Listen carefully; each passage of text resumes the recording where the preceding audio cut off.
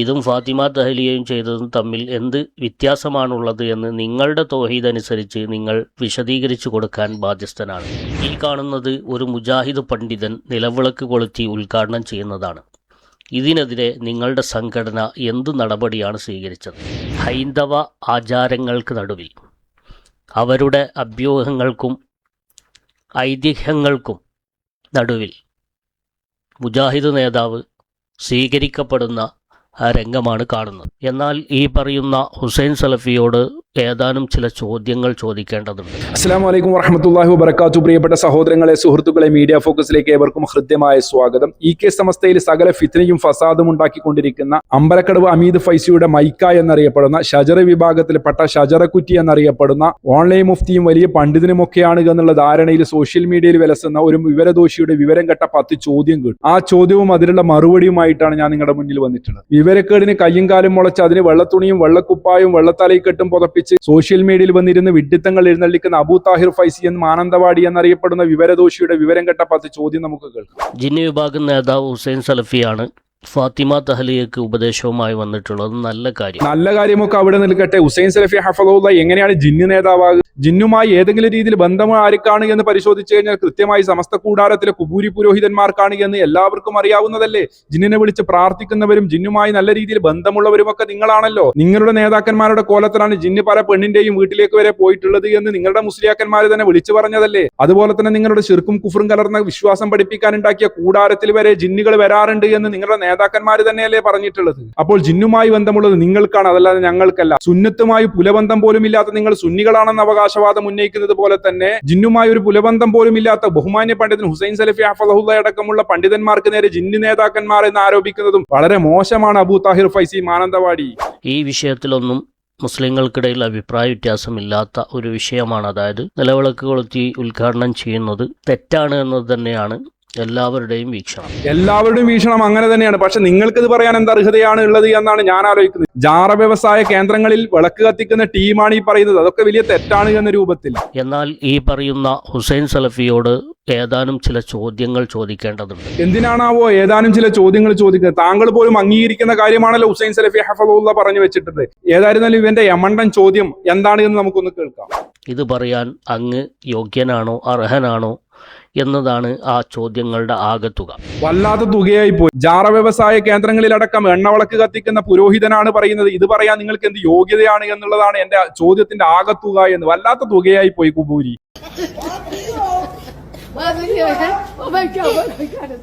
അതിൽ ഒന്നാമത്തെ ചോദ്യം, കേരളത്തിലെ മുസ്ലിങ്ങൾ മുഴുവൻ മുശ്രിക്കുകളാണ് എന്നും, അതായത് സുന്നികൾ ആണല്ലോ 90-95% അവരെല്ലാം മുശ്രിക്കുകളാണ്.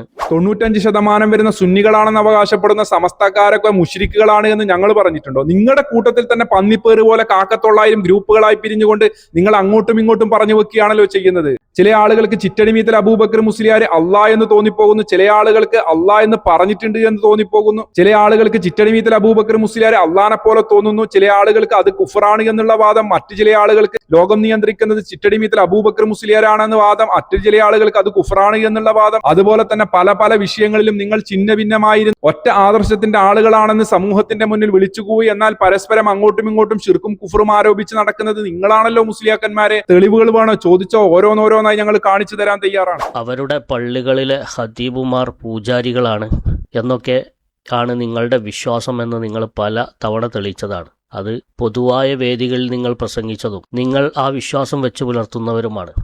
സമസ്ത പള്ളികളിൽ ഇമാമ നിൽക്കുന്നവരൊക്കെ അമ്പലത്തിലെ പൂജാരികളാണ് എന്ന് ബഹുമാന്യ പണ്ഡിതൻ ഹുസൈൻ സലഫി ഹഫദുല്ലാഹയുടെ പ്രഭാഷണത്തിൽ എവിടെയാ പറഞ്ഞിട്ടുള്ളത്? ആരെങ്കിലും എന്തെങ്കിലും പറഞ്ഞിട്ടുണ്ട് അവരോട് പോയി ചോദിക്കുക എന്നതല്ലാതെ ബഹുമാന്യ പണ്ഡിതൻ ഹുസൈൻ സലഫി ഹഫദുല്ലാഹയോട് എന്തിനാണ് താൻ ഇതൊക്കെ ചോദിക്കുന്നത്? തനിക്ക് നേർക്ക് നേരെ പറയാൻ ഒന്നുമില്ല എങ്കിൽ ആരെങ്കിലും പറഞ്ഞ് എന്തെങ്കിലും എടുത്തുകൊണ്ടുവന്നാണോ താൻ സംസാരിക്കേണ്ടത്? അങ്ങനെയാണ് എങ്കിൽ തന്നോട് ഞങ്ങൾക്ക് കുറെ ചോദ്യങ്ങൾ അങ്ങോട്ട് ചോദിക്കാൻ നിന്റെ നേതാവായ അമ്പലക്കടവ് അമീദ് ഫൈസി പറഞ്ഞു വെച്ചിട്ടുണ്ട്. എന്താണ്?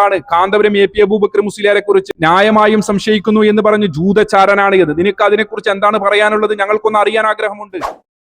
ജൂതന്മാരുടെ ഒരു ചാരനായി മുസ്ലിം സംഘടിത സമൂഹത്തെ ഭിന്നിപ്പിക്കാനും മുസ്ലിങ്ങൾ വോട്ട് ഭിന്നിപ്പിക്കാനും അതുവഴി രാജ്യത്തെ അസ്ഥിരപ്പെടുത്തി രാജ്യത്ത് കലാപം സൃഷ്ടിക്കാനുള്ള മോഡിയുടെ നീക്കത്തിന് പിന്നിൽ പ്രത്യേകിച്ചും അമേരിക്കയും ഇസ്രായേലും ശ്രമിച്ചുകൊണ്ടിരിക്കുമ്പോൾ നമ്മുടെ രാജ്യത്തെ അസ്ഥിരപ്പെടുത്താനുള്ള നീക്കം നടന്നുകൊണ്ടിരിക്കുന്നത് എന്ന വാർത്ത വരുമ്പോൾ അതിൻ്റെ ഒരു ഏജന്റായി കാന്തപുരം പ്രവർത്തിക്കുന്നുവോ എന്ന് ന്യായമായും സംശയിക്കേണ്ട സാഹചര്യം നിലവിലുണ്ട്. അതുപോലെ തന്നെ നിന്റെ വലിയ ഔലിയായിട്ടുള്ള നീ ഇന്ന് ഇസ്തിഹാസ നടത്തുന്ന EK അബൂബക്കർ മുസ്ലിയാരെ കുറിച്ച് കാന്തപുരം വിഭാഗത്തിന്റെ വലിയ നേതാവും ഔലിയക്കുമായിട്ടുള്ള ഇന്ന് അവരൊക്കെ ഇസ്തിഹാസ നടത്തുന്ന താജുൽ ഉലമ എന്നറിയപ്പെടുന്ന ഉള്ളാളം കുഞ്ഞിക്കോയത്തങ്ങൾ നിങ്ങളുടെ രണ്ടുപേരുടെയും നേതാവായിട്ടുള്ള അനല്ലാ എന്ന് പറഞ്ഞിട്ടുണ്ട് എന്നും അന മുദബ്ബിറുൽ അന കുത്തുബുൽ എന്നൊക്കെ പറഞ്ഞിട്ടുള്ള ആകാശത്തിലൂടെ പറക്കുന്ന പ്ലെയിനുകൾ നിയന്ത്രിക്കുന്ന കൂരാക്കൂരിട്ടിലെ ഒരു വൃക്ഷത്തിന്റെ ഇലയെങ്ങാനും ഞെട്ടറ്റ് വീഴുകയാണെങ്കിൽ അതുപോലും അറിയുമെന്നൊക്കെ നിങ്ങൾ അവകാശവാദം ഉന്നയിക്കുന്ന ചിറ്റടിമീത്തൽ അബൂബക്കർ മുസ്ലിയാർ പറഞ്ഞിട്ടുണ്ട് എന്ന് പറഞ്ഞുകൊണ്ട് ഉള്ളാളം കുഞ്ഞിക്കോയ തങ്ങൾ പറഞ്ഞു വെച്ചത് എന്താണ്? EK കാഫറാണ് എന്നല്ലേ? ഇന്നും നിങ്ങൾ മാപ്പ് കൊടുത്തിട്ടുണ്ടോ? മടവൂർ കഫറാന്ന് പറഞ്ഞതാ, ഞാൻ പറഞ്ഞതല്ല. അതിനെക്കുറിച്ച് നിങ്ങളുടെ ചെറുശ്ശേരി സൈനുദ്ദീൻ മുസ്ലിയാർ കവലകളായ കവലകളും സ്റ്റേജുകളായ സ്റ്റേജുകളും പേജുകളായ പേജുകളും എന്തൊക്കെയാണ് പറഞ്ഞു വെച്ചിട്ടുള്ളത്? ഒരു വ്യത്യാസം പറയുമ്പോൾ പറയേണ്ടി പോയല്ലോ, പിന്നെ ഉൾപ്പെടുകയായിട്ട് കാര്യമില്ല. ഷംസുൽ ഉലമ കാഫറാന്ന് പറഞ്ഞു പല നേതാക്കന്മാർ, അങ്ങ് പറഞ്ഞില്ല. ഷംസുൽ ഉലമ വമ്പിച്ച മഹാപണ്ഡിതനും വിലായത്തുള്ള ഒലീഷുമാണ് ഞങ്ങൾ വിശ്വസിക്കുന്നത്. മംഗലാപുരത്തിൽ വെച്ച് ഇതിനെ ഗണ്ണിച്ചു. കാഫറാന്ന് പറഞ്ഞാൽ 8 ലക്ഷം ആളുകളാണ് മംഗലാപുരം ആ സ്ഥലത്ത്. ഷംസുൽ ഉലമ എങ്ങനെ പറഞ്ഞോ ആ ദേശത്തിന് വേണ്ടി അവിടെ അന്ന് കൂടിയ ആള്. ഇത് വിവാദമായപ്പോൾ കഫറക്ക് പല അർത്ഥമുണ്ട് എന്ന് പറഞ്ഞ് ഉള്ളാളം കുഞ്ഞിക്കോയ തങ്ങൾ തടിയൂരാൻ ശ്രമിച്ചപ്പോൾ കഫറക്ക് പല അർത്ഥമുണ്ട്. ഇപ്പോൾ നാട്ടുകവി മൂസ മുസ്ലിയാർ എന്നറിയപ്പെടുന്ന നിന്റെ നേതാവ് എന്താണ് അതിന് മറുപടിയായി പറഞ്ഞത്? അദ്ദേഹത്തിന്റെ പ്രസംഗത്തിൽ സ്വന്തത്തെ കുറിച്ച് പറഞ്ഞു, മൂപ്പര് ഹക്കൻ തലയിലാണ്, അത് നിങ്ങൾ തങ്ങൾ ഹക്കൻ തലയിലാണ്. ശംസുൽ ഉലമയോ കിഴക്കുപോയി വഖദ് കഫറ, കിഴക്കുപോയി ലല്ല എന്ന് പറയുകയും അതിനോട് മാറ്റൂഫായി വഖദ് കഫറ എന്ന് പറയുകയും ചെയ്താൽ ലല്ലയുടെ ശേഷം പറഞ്ഞ കഫറയുടെ അർത്ഥം എന്താണ്? പൊന്നു തങ്ങളെ അന്താലൽ ഹക്ക്, ഹക്കിന്റെ മേൽ ഉറച്ചു നിൽക്കണമെന്ന് പറഞ്ഞാൽ അതിനുശേഷം വരുന്ന കഫറക്ക് എന്താണ് അർത്ഥം? പൊന്നു തങ്ങളെ എന്ന ചോദ്യം, അതിനെക്കുറിച്ചൊക്കെ തനിക്ക് എന്താണ് പറയാനുള്ളത്? ഇവിടെ മുശ്രിക്കും കാഫറും ഒക്കെ ആക്കി പരസ്പരം മത്സരിച്ചവരും നിങ്ങളാണ്. ഇന്ന് അങ്ങോട്ടും ഇങ്ങോട്ടും വാഴ്ത്തുപാട്ടുകൾ നടത്തുന്ന നിന്നെ പോലെയുള്ള ആളുകൾക്ക് ഇതിനെക്കുറിച്ച് എന്തെങ്കിലും പറയാനുണ്ടെങ്കിൽ ഒന്ന് പറയണം, സമൂഹം ഒന്ന് അറിയട്ടെ. മാത്രവുമല്ല, നീ ഇപ്പോൾ ആരോ പറഞ്ഞു വെച്ച കാര്യം ഹുസൈൻ സലഫി ഹഫളോയോട് വലിയ ആനക്കാര്യം പോലെ ചോദ്യമായി വന്നല്ലോ. അതുകൊണ്ട് നിന്നോട് ഞാൻ തിരിച്ചു ചോദിക്കട്ടെ, നിനക്കിതിന് മറുപടി പറയാൻ പറ്റുമോ? നിങ്ങളുടെ എതിർവിഭാഗമായ കാന്തപുരം AP അബൂബക്കർ മുസ്ലിയാരെ തുടർന്ന് നിസ്കരിക്കാൻ പോലും പാടില്ല എന്ന് ഒരു മുഖാമുഖത്തിൽ മുസ്ലിയാക്കന്മാരുടെ ചോദ്യത്തിന് മറുപടി ആയിക്കൊണ്ട് നിന്റെ വലിയ നേതാവ് പറഞ്ഞു വെച്ചത് ഇന്നും സോഷ്യൽ മീഡിയയിലടക്കം കാണുന്നുണ്ടല്ലോ. വിശ്വാസപ്രകാരം കാന്തപുരം AP അബൂബക്കർ മുസ്ലിയാർ കളവ് പറയുമോ? അദ്ദേഹത്തിന്റെ പ്രസംഗം കേട്ടുന്ന കളവ് പറയുന്നത് പോലെ ഉണ്ട്. ഒരു ഫാസിഖിനോടും ഒരു കാദിബിനോടും തുടരാൻ പറ്റുമോ പറ്റില്ലയോ? ഷാഫി മദ്ഹബ് പറ്റില്ല എന്നാണ്. നിനക്ക് കാന്തപുരം AP അബൂബക്കർ മുസ്ലിയാരെ തുടർന്ന് നിസ്കരിക്കാൻ പറ്റുമോ? അദ്ദേഹം കസ്സാബാണ് എന്നാണ് പറയുന്നത്. അതിൽ പേരോട് അബ്ദുറഹ്മാൻ സക്കാഫിയും പെടുന്നുണ്ട്, അതുപോലെ തന്നെ സ്വപ്നജീവിയും പെടുന്നുണ്ട്. തനിക്ക് അവരെയൊക്കെ തുടർന്ന് നിസ്കരിക്കാൻ വേണ്ടി പറ്റുമോ? തന്റെ നേതാക്കന്മാരെ താൻ തള്ളുമോ കൊള്ളുമോ ഒന്ന് പറയണം, സമൂഹം ഒന്ന് അറിയട്ടെ. മാത്രവുമല്ല, ജിഷാൻ മാഹി എന്ന് പറയുന്ന ഭൂലോക ഫിത്നക്കാരൻ പറഞ്ഞു വെച്ചതിനെ കുറിച്ച് നിന്നോട് ഞാൻ ചോദിച്ചാൽ താൻ എന്ത് മറുപടിയാണ് പറയുക? കാന്തപുരം AP അബൂബക്കർ മുസ്ലിയാരെ കുറിച്ച് വളരെ മോശമായിക്കൊണ്ട് അദ്ദേഹം പള്ളി ദർസിൽ പല കലാപരിപാടികളും നടത്തലുണ്ട് എന്ന അർത്ഥത്തിൽ പറഞ്ഞു വെച്ചതൊക്കെ ഇന്നും സോഷ്യൽ മീഡിയയിലുണ്ട്. അതിനെക്കുറിച്ച് നിന്നോട് ഞാൻ ചോദിച്ചു കഴിഞ്ഞാൽ നീ ചുന്നിയാണ് എന്ന് അവകാശവാദം ഉന്നയിക്കുന്നവനാണല്ലോ. ആ ചുന്നിയാണെന്ന് പറയുന്ന കൂടാരത്തിൽ തന്നെയാണല്ലോ ജിഷാൻ മാഹി എന്ന് പറയുന്ന വിവരം കെട്ടവരും. അപ്പോൾ നിന്നോട് ഞാൻ ഇതിനെക്കുറിച്ച് ചോദിച്ചാൽ നീ എന്ത് മറുപടിയാ പറയുക?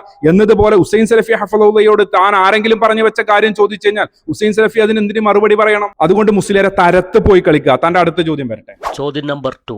വിശ്വാസികൾക്കെതിരെ അവർ നടത്തുന്ന ഇസ്തിഗാസക്കെതിരെ, അതായത് മഹാന്മാരോട് സഹായം തേടലിനെതിരെയാണ് നിങ്ങളത് ശിർക്കും കുഫറുമൊക്കെയാണ് എന്ന് പറഞ്ഞ് കവലാന്തരം പ്രസംഗം നടത്തുന്നത്.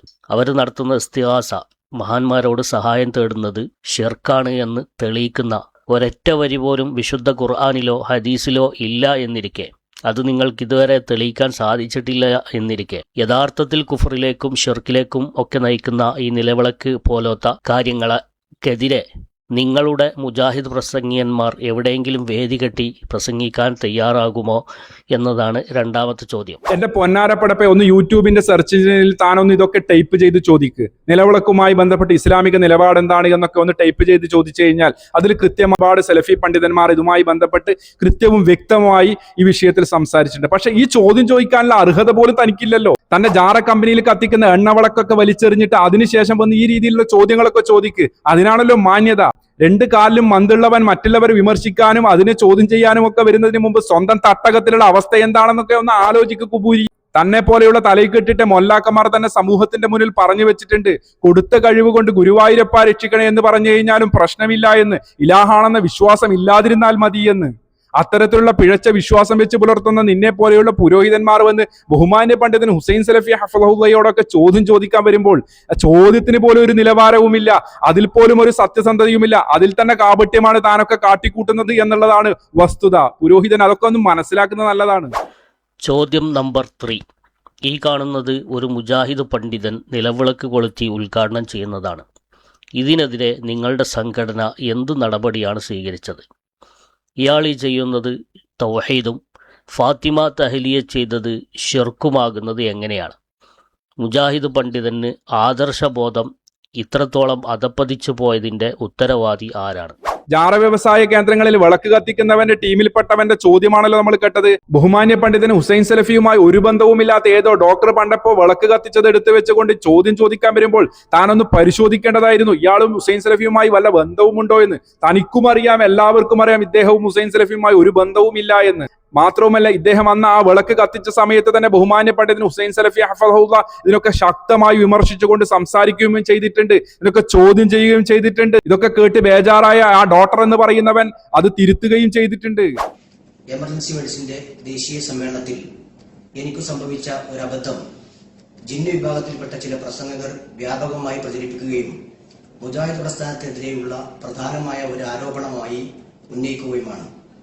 പ്രസ്തുത സംഭവം നടന്ന ദിവസം തന്നെ തെറ്റു മനസ്സിലാക്കുകയും അത് തിരുത്തുകയും പടച്ചവനോട് ഞാൻ മാപ്പപേക്ഷിക്കുകയും ചെയ്തിട്ടുണ്ട്. ആ പരിപാടിയിൽ പങ്കെടുത്ത ഡോക്ടർമാരെ പ്രത്യേകം വിളിച്ചു വരുത്തിക്കൊണ്ട് എനിക്ക് പറ്റിയ അബദ്ധം പറയുകയും ഇത്തരം അബദ്ധങ്ങളിൽ നിന്ന് മാറി നിൽക്കണമെന്ന് എല്ലാവരോടും ആവശ്യപ്പെടുകയും ചെയ്തിട്ടുണ്ട്.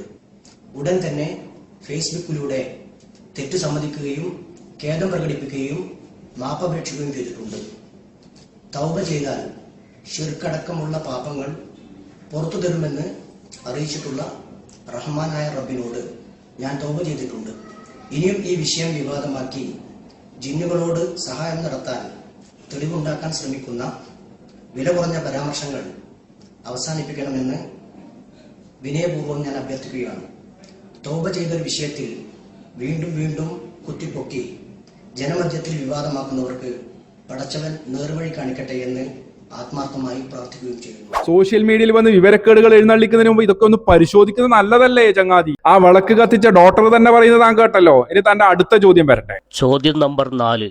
ഈ കാണുന്ന ചിത്രത്തിലുള്ളത് താങ്കളാണ്. താങ്കളുടെ മുന്നിൽ വെച്ചിരിക്കുന്നത് ഒരു ചാക്കിൽ ഒരു കല്ലാണ്. ഈ കല്ലിന് എന്ത് പ്രത്യേകതയാണുള്ളത്? ഇതും ഫാത്തിമ തഹ്ലിയയും ചെയ്തതും തമ്മിൽ എന്ത് വ്യത്യാസമാണുള്ളത് എന്ന് നിങ്ങളുടെ തൗഹീദ് അനുസരിച്ച് നിങ്ങൾ വിശദീകരിച്ചു കൊടുക്കാൻ ബാധ്യസ്ഥനാണ്.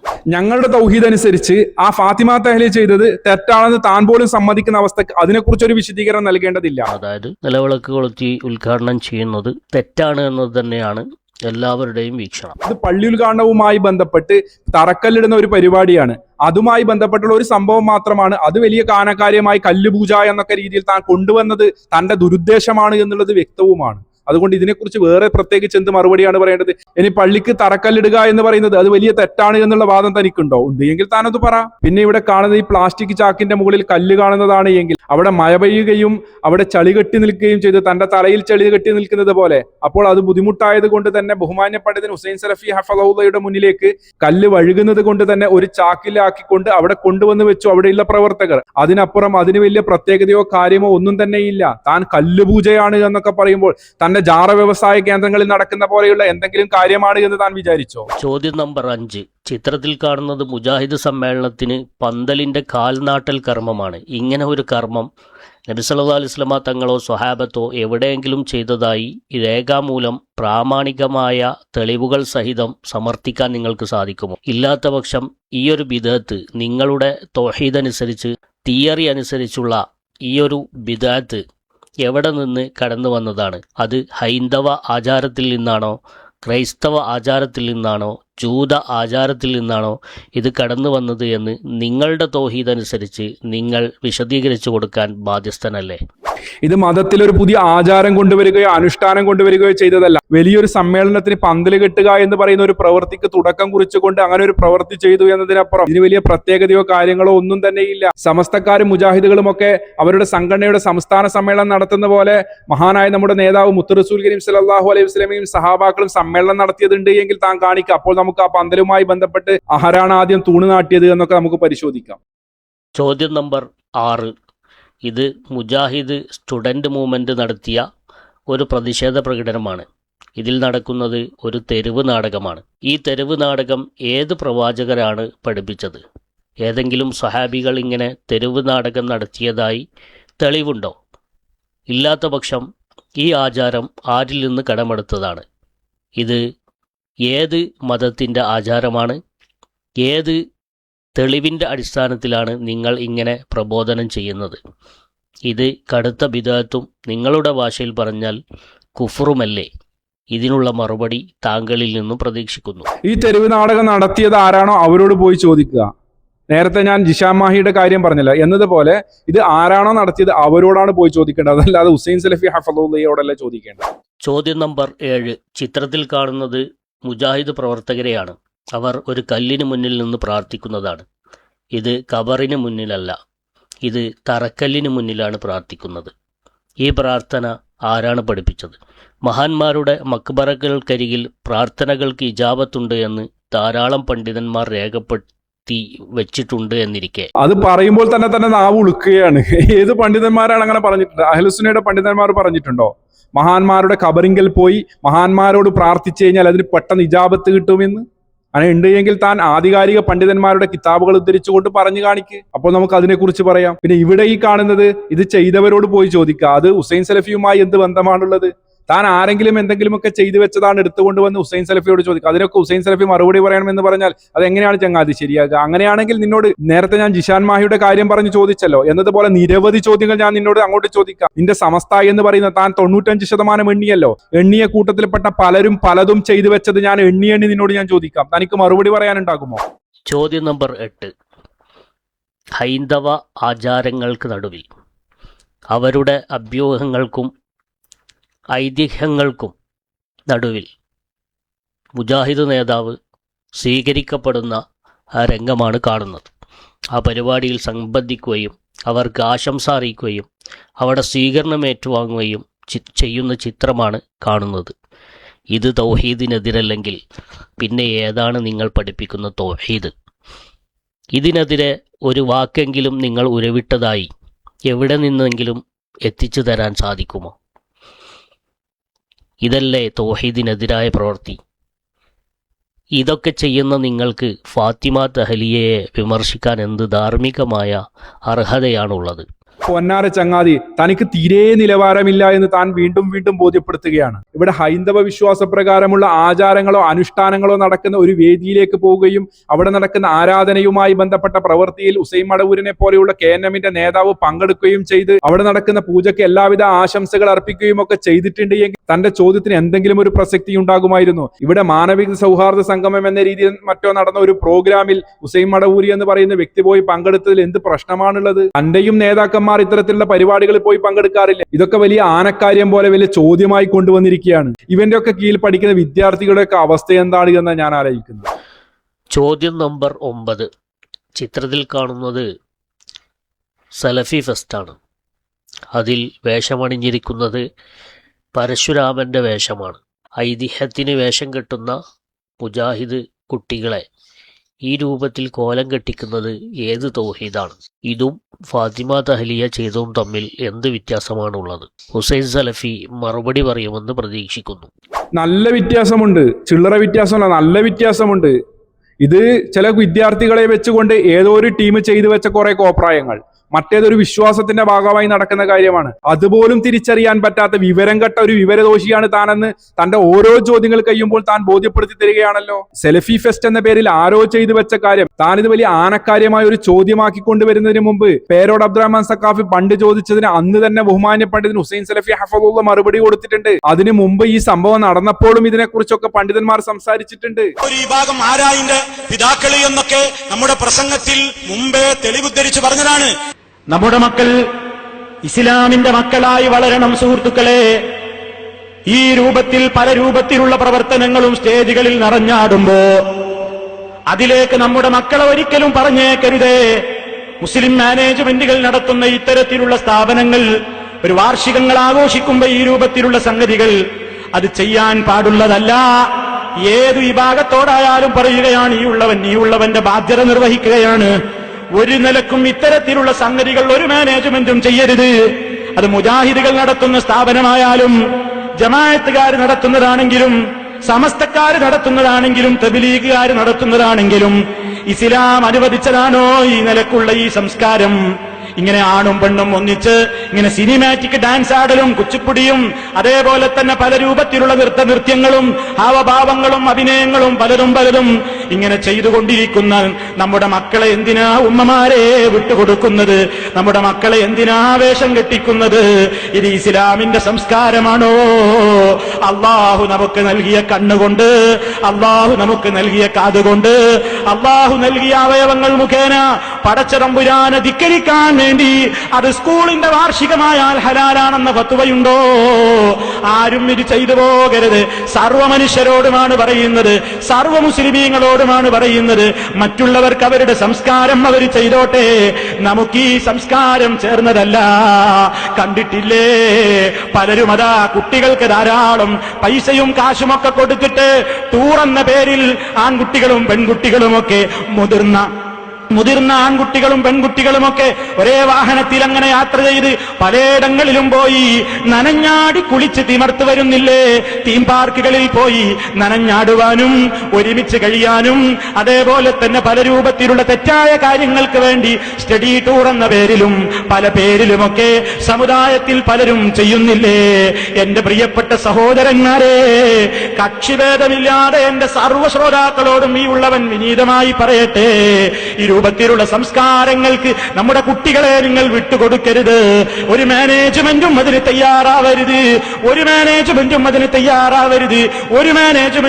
തയ്യാറാവരുത്. അള്ളാഹുവിനെ സൂക്ഷിച്ചോളൂ. അള്ള തന്നതല്ലേ ഈ നിഅമത്ത്, അള്ള തന്നതല്ലേ ഈ മക്കളെ. അള്ളാഹുവിന് വെറുപ്പുള്ള കാര്യങ്ങൾ പാടാൻ, ആടാൻ, ആടിക്കൊഴയാൻ, കൊഞ്ചിക്കൊഴയാൻ, ശരീരം പ്രദർശിപ്പിക്കാൻ, ശരീരത്തിലെ അവയവങ്ങളിട്ട് കുലുക്കി കാണിക്കാൻ ഇസ്ലാം അനുവദിച്ചതാണോ? അതൊക്കെ താൻ കേട്ടിട്ടും കേൾക്കാത്ത ഭാവത്തിൽ താൻ സമൂഹത്തിന്റെ മുന്നിൽ ഫിത്നയുണ്ടാക്കാൻ വേണ്ടി വീഡിയോയിൽ പോലും വരാതെ ഒരു ഫോട്ടോ പോലും വെക്കാതെ ഇങ്ങനെ വോയിസിൽ മാത്രം സംസാരിച്ചുകൊണ്ട് ചോദ്യങ്ങൾ ചോദിച്ചപ്പോൾ തന്റെ പേര് പോലും വീഡിയോയിൽ കൊടുക്കാതെ ഇങ്ങനെ ഒരു വീഡിയോ ഇറക്കുമ്പോൾ ജനങ്ങളെ കബളിപ്പിക്കുക എന്ന ലക്ഷ്യം മാത്രമായിരിക്കാനാണ് സാധ്യത. താൻ ഇതൊക്കെ കൊണ്ടുവന്ന് ചോദ്യം ചോദിക്കുമ്പോൾ ഹുസൈൻ സലഫിയുമായി ഈ പറയപ്പെടുന്ന സലഫി ഫെസ്റ്റുമായി വല്ല ബന്ധവുമുണ്ടോ എന്ന രീതിയിലെങ്കിലും ഒന്ന് പരിശോധിച്ചതിന് ശേഷമായിരുന്നു താൻ ഇതൊക്കെ കൊണ്ടുവരേണ്ടത്. തനിക്ക് സത്യസന്ധത അല്പം പോലും ഇല്ല എന്നാണ് തന്റെ ഓരോ ചോദ്യങ്ങളും കഴിയുമ്പോൾ താൻ ബോധ്യപ്പെടുത്തി തരുന്നത്. ചോദ്യം നമ്പർ 10. ഇത് മുജാഹിദിന്റെ 8ാം സംസ്ഥാന സമ്മേളനത്തിന്റെ പ്രചരണമാണ്. ഇതിൽ പ്രസംഗിക്കുന്ന വ്യക്തി യഥാർത്ഥത്തിൽ കുഫറിലേക്കും ഷിർക്കിലേക്കുമൊക്കെ നയിക്കുന്ന ഇത്തരം പ്രവർത്തികളോട് ഇസ്ലാമികമായ ഔറത്ത് മറക്കാത്ത ഒരു സ്ത്രീയാണ് ഇതിൽ ഉദ്ഘാടനം ചെയ്യുന്നത്. ഈ തൗഹീദ് ഏത് പ്രവാചകൻ പഠിപ്പിച്ചതാണ്? ഏത് സ്വഹാബത്താണ് നിങ്ങൾക്കിതിൽ മാതൃക? ഹുസൈൻ സലഫി മറുപടി പറയുമെന്ന് പ്രതീക്ഷിക്കുന്നു. ഹുസൈൻ സലഫിയുമായി ഒരു ബന്ധവുമില്ലാത്ത കാര്യങ്ങളൊക്കെ എടുത്തു വെച്ച് ഹുസൈൻ സലഫിയോട് ചോദ്യം ചോദിക്കുന്ന തന്റെ ഒരു അവസ്ഥയാണ്. ആദർശത്തെ ആദർശം കൊണ്ട് നേരിടാൻ കഴിയാത്തവന്റെ ഒരു ഗതികേടാണ് തന്നിലൂടെ നമ്മൾ കണ്ടുകൊണ്ടിരിക്കുന്നത്. ഇവിടെ ഈ പറയുന്ന ടീമുമായി ഹുസൈൻ സലഫിക്ക് എന്ത് ബന്ധമാണുള്ളത്? മർക്കസ് ദേവക്കാർ പണ്ടപ്പോ എന്തൊക്കെയോ ചെയ്തു വെച്ചതിന് ഹുസൈൻ സലഫി എന്ത് മറുപടിയാണ് പറയേണ്ടത്? അങ്ങനെയാണ് എങ്കിൽ നിന്നോട് ഞങ്ങൾ കുറെ ചോദ്യങ്ങൾ അങ്ങോട്ട് ചോദിച്ചാലോ? 95% വരുന്ന സുന്നികളാണെന്ന് അവകാശപ്പെടുന്ന സമസ്തക്കാരായ ആളുകൾ പറഞ്ഞു വെച്ച ഒരുപാട് കാര്യങ്ങൾ, ചെയ്തു വെച്ച ഒരുപാട് കാര്യങ്ങൾ, കാട്ടിക്കൂട്ടിയ ഒരുപാട് കാര്യങ്ങൾ, നിങ്ങളുടെ മുസ്ലിയാക്കന്മാർ ചെയ്തു വെച്ച തോന്നിവാസങ്ങളുടെ കണക്കുകൾ എടുത്തു വെച്ചുകൊണ്ട് ഞങ്ങൾ ഓരോ കാര്യങ്ങളും നിങ്ങളോട് ചോദിച്ചു കഴിഞ്ഞാൽ താനൊക്കെ എന്തു മറുപടിയാണ് പറയുക? അതിനു മാത്രം തോന്നിവാസങ്ങൾ നിങ്ങളെ തലയിൽ കെട്ടുകെട്ടിയ മൊല്ലാക്കന്മാരടക്കം ചെയ്തു വെച്ചിട്ടില്ലേ? അതിന്റെയൊക്കെ കണക്കെടുത്ത് വെച്ചുകൊണ്ട് തന്നോടൊക്കെ ചോദ്യം ചോദിച്ചാൽ താനൊക്കെ എന്ത് മറുപടിയാണ് പറയുക? അതുകൊണ്ട് മുസ്ലിയാർ ഇത്തരത്തിലുള്ള വിവരം കെട്ട ചോദ്യങ്ങളുമായി സോഷ്യൽ മീഡിയയിലൊക്കെ വന്ന് ആളായ്മത്തരം കാട്ടാൻ നിൽക്കുമ്പോൾ സ്വന്തം തട്ടകത്തിലെ പുരോഹിതന്മാരുടെ അവസ്ഥയും അവർ ചെയ്തു വെച്ച കാര്യങ്ങളും ഒക്കെ ഒന്ന് പരിശോധിക്കുക. അതുപോലെ തന്നെ മറുവശത്തോട് ചോദ്യം ചോദിക്കുമ്പോൾ അവരുമായി എന്തെങ്കിലും ഇതിനൊക്കെ ബന്ധമുണ്ടോ എന്നൊന്ന് പരിശോധിക്കുക. ഇത്തരത്തിലെ വിവരം കെട്ട പുരോഹിതന്മാരെ തുറന്നു കാട്ടിക്കൊണ്ടുള്ള മറ്റൊരു വീഡിയോയുമായി നമുക്ക് വീണ്ടും കാണാം. ഇൻഷാ അല്ലാഹ്. അസ്സലാമു അലൈക്കും വറഹ്മത്തുള്ളാഹി വബറകാതുഹു.